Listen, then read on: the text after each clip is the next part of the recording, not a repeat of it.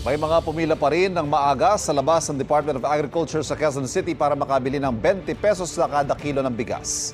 Ang ilan kasi sa kanila nagkaproblema o kaya nahihirapan daw unawain ang online booking. Live mula sa Quezon City, may unang balita. Si Bea Pinlac. Bea?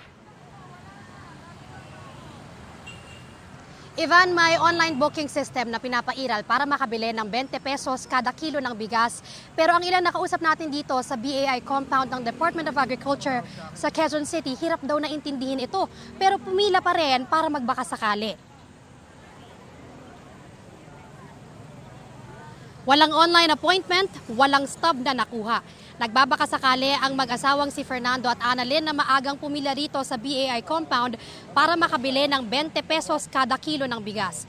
Hindi raw kasi nila alam at hindi raw sila marunong sa appointment online. May ilan naman na sumubok mag-set ng appointment pero nagkaproblema raw sa mga dokumento. Swerte na lang daw na nakakuha sila ng stub para makabili sila ng bigas.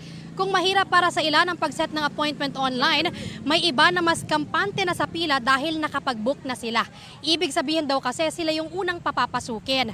Alas 6 nagsimulang magpapasok dito ngayong umaga. Mauuna silang makakabili. Dahil bawas oras sa pila, syempre makakauwi sila ng mas maaga. Paliwanag ng NFA, nagiging problema raw yung allocation sa kadiwa.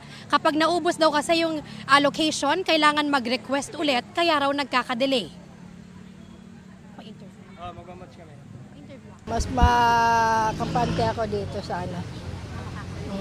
Makakakuha kami ng bigas, nakakapasok kami kagad. Yung mahal po ang bigas, yun po ang hinahabol namin, yung mas mura na bigas. Opo, ganun. Wala naman kami gaanong kita na kalakihan. Naka-online na ako pero hindi ako nakakuha kaya hindi daw mali na ID ang dadala ko. Siyempre, kaya mahirap kami. Makakatulong yung kay Mura. Hindi ko po alam kasi ngayon pa lang kami kukuha eh. Ngayon ko lang po nalaman.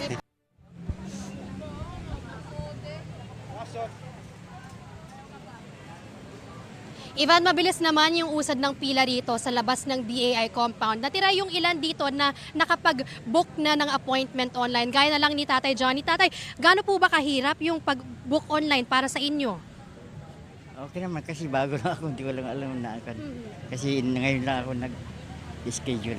Gaano kahalaga po para sa inyo na makabili po ng 20 pesos kada kilo ng bigas? Maganda po, nakakatulong din sa mga tao. Medyo may mga hamon po ba dun sa pag-book online o nagpatulong po kayo? Hindi, wala. Hindi naman. Kami lang ang nag-ano. Hindi ako nagpatulong. Maayos naman po. Maayos naman po.